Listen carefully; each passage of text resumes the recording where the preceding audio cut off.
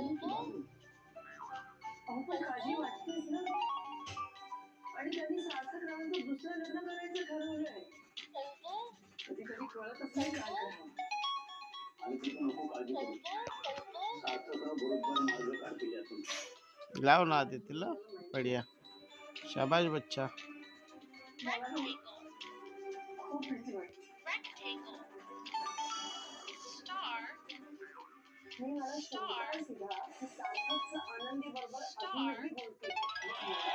शाबाश. वाव इकडे बघ जिंकली स्टार.